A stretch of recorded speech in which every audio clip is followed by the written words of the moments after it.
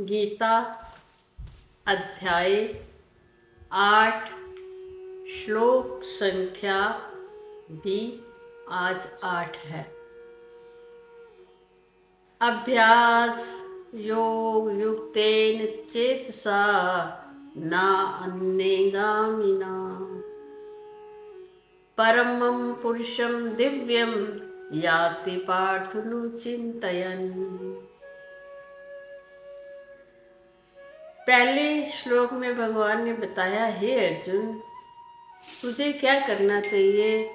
जो तेरे मन में संकल्प विकल्प उठ रही हैं, मैं युद्ध नहीं करूँगा, और बुद्धि जो तेरा निर्णय ले चुकी है कि मैं युद्ध नहीं करूँगा, वो मन और बुद्धि को तू मेरे को दे दे, माम अर्पित, मुझको अर्पण कर दे।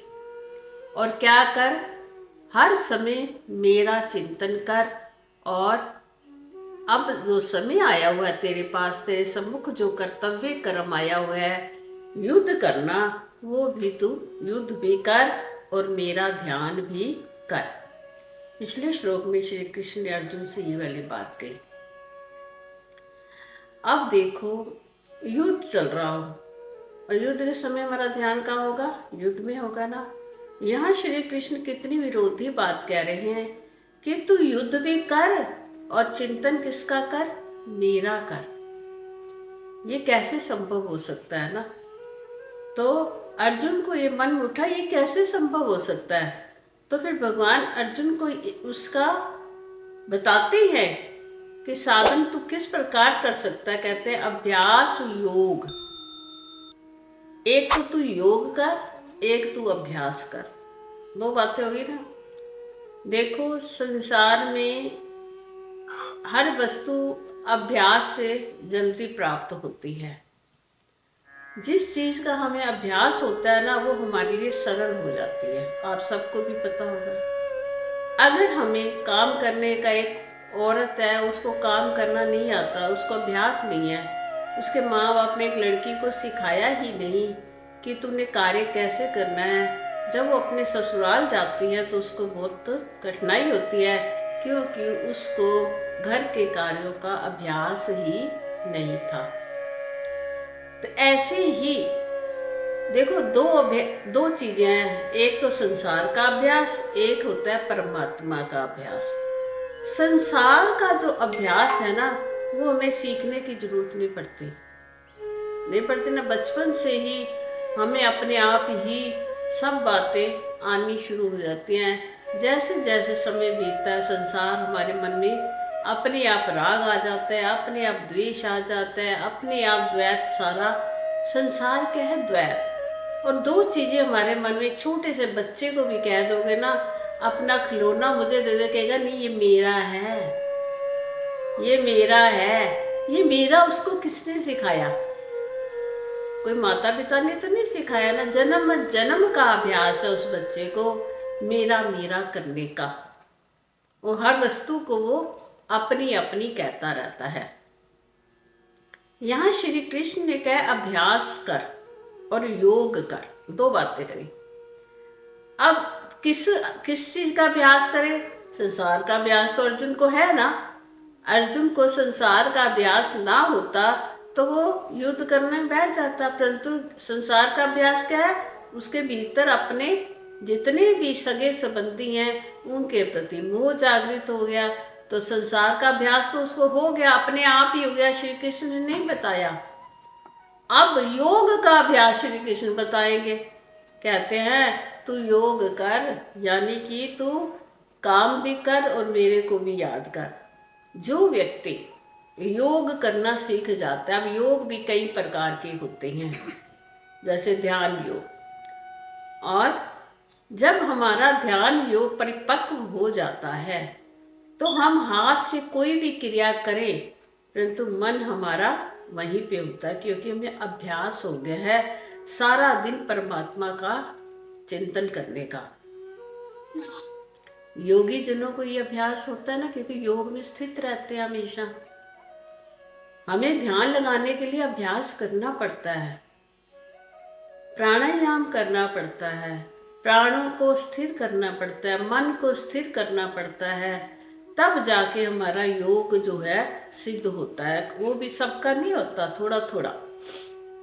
तो अभ्यास किसका करना है? यहाँ श्री कृष्ण कह रहे हैं अभ्यास योग युक्ते, जिसका परमात्मा में चित्त का अभ्यास हो जाता है, ना अन्य गामना, फिर उसका मन कहीं और नहीं जाता। मन ही तो है ना, मन ही सब चीजों का कारण है। हमारा मन बार बार संसार में जाता है। हम कोई भी कार्य करना आरंभ करते हैं, परमात्मा का कई भजन सत्संग यज्ञ कुछ भी करना आरंभ करते हैं, पाठ करना भी आरंभ करते हैं, तो हमारा को सबसे ज्यादा कौन तंग करता है? हमारा मन। मन लगता ही नहीं। अब क्यों नहीं लगता भी मन? क्योंकि मन को किसका अभ्यास है? संसार का, जिसमें हम 12-15 घंटे जिस जगह पे हम बताएंगे वही याद रहेगा ना हमारे मन में। जिसमें हम 1 घंटा भी ना बताएं तो हम कहें कि हमें परमात्मा याद आ जाए, ऐसे नहीं हो सकता। जो चीज हमारे सारा दिन हमारे आसपास रहती है वही हमें याद में रहती है। श्री कृष्ण अर्जुन से कहते हैं, हे अर्जुन, तू ना अभ्यास करेगा तो तेरा कार्य सरल हो जाएगा। फिर तू अभ्यास करेगा ना, ये तेरा मन में जो उथल पुथल हो रही है ना, कि मैं एक तो अपने आप को तू शरीर मानकर बैठा हुआ है, फिर शरीर के संबंधियों को मेरा मानकर बैठा हुआ है, ये जो तेरा मन उथल पुथल कर रहा है ना, तो वो ठीक हो जाएगा अगर तू अभ्यास से अपने चित्त को क्या करता है? काबू कर लेता है। जिस व्यक्ति का अभ्यास हो जाता है मन को काबू करने का, तो फिर उसका मन संसार में विचलित नहीं होता है। तभी तो कहा अभ्यास योग युक्ते चेतसा, चित्त, मन क्या? चित्त, चित्त में बड़ी सूक्ष्म अवस्था है, फिर उसका चित्त कहीं भी नहीं जाता। फल क्या मिलेगा भाई? हमने अपने चित्त को क्या कर लिया? वश में कर लिया। चित्त बार बार संसार में नहीं जाता। संसार में नहीं जाता, मैं ना 2 चीजों में नहीं जाता, एक में स्थिर हो जाता है। कहते हैं एक के मिलने से शांति की प्राप्ति होती है। ज्यादा लोगों से मिलोगे तो परेशानियां ही होती है ना। तुम्हारी एक मित्र हो, तुम उसको अपने सुख दुख की सारी व्यथा सुना दो तो तुम फिर भी शांत रहोगे। आपकी 10 मित्र हैं और 10 को अपनी कहानी बताओगे ना कोई तुम्हारा को भी दोषी करार कर देगा, है होता है ना ऐसे।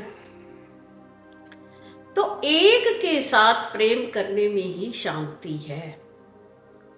अगर कोई भी स्त्री या पुरुष स्त्री किसी 2 पुरुषों के साथ संबंध रखे और पुरुष किसी 2-3 स्त्रियों के संबंध रखे, क्या उसके मन में शांति आ सकती है? कभी नहीं आ सकती ना। संबंध एक के साथ ही क्या करता है? पूर्ण होता है। ऐसे ही हमें पूरी दुनिया के साथ संबंध नहीं रखना, क्योंकि दुनिया बहुत ही विस्तृत है। हमको एक के साथ ही संबंध रखना है, वो एक जो सबका मित्र है। भगवान सबके सुहृद है, सोच होता मित्र है। भगवान किसी से भी दुश्मनी नहीं करते। तो हमें किसको मित्र बनाना है? परमात्मा को। और उसके लिए हमें क्या करना है? संसार से विच्छेद करना है। जैसे हम धीरे धीरे संसार से विच्छेद करेंगे तो हम परमात्मा के सम्मुख होते जाएंगे। जब परमात्मा के सम्मुख होते जाएंगे तभी हमें शांति की प्राप्ति होती जाएगी। ये होएगा कैसे? अभ्यास करने से और प्लस योग करने से, प्राणायाम करने से मन को स्थिर किया जा सकता है। ये प्राणायाम भी बहुत ही महत्वशाली है गीता के अनुसार। अब हम इतना कार्य करें तो हम कहेंगे मिलेगा क्या? क्योंकि जीव की आदत है बिना स्वार्थ के कोई कार्य नहीं करता। हम सबकी यही आदत है। तो भगवान कहते हैं, हे अर्जुन, परम प्लस सुपरलेटिव डिग्री, जो सबसे परम है, परमात्मा, ईश्वर नहीं परमात्मा। दिव्यम, वो कैसा है? प्रकाशमान है, जो दिव्यम ज्योति है, ज्योतियों की भी ज्योति है। परमम पुरुषम दिव्यम याति, प्राप्त हो जाता है। हे पार्थ, पार्थ अनुचिंतयन, उसकी चिंतन करते करते ये फल मिलता है। जब हम परमात्मा के नाम का अभ्यास करते हैं और ध्यान का, योग का अभ्यास करते हैं, तो श्री कृष्ण के मत अनुसार कि उसी को फिर मैं प्राप्त होता हूँ। मैं जो सब का प्रकाशक हूँ, मेरे द्वारा ही सारी सृष्टि प्रकाशित हो रही है। मैं ही सूर्य बनकर चमक रहा हूँ, मैं ही चंदा बनकर चमक रहा हूँ, मैं ही अग्नि बन गया हूँ, सब कुछ तो मैं ही हूँ। उसको फिर तुम प्राप्त कर लोगे। हरिओम तत्सत। प्यारे मित्रों, अगर आपको मेरी ये वीडियो या मेरे प्रवचन अच्छे लगते हों तो आप मेरे चैनल को सब्सक्राइब कीजिएगा, लाइक कीजिएगा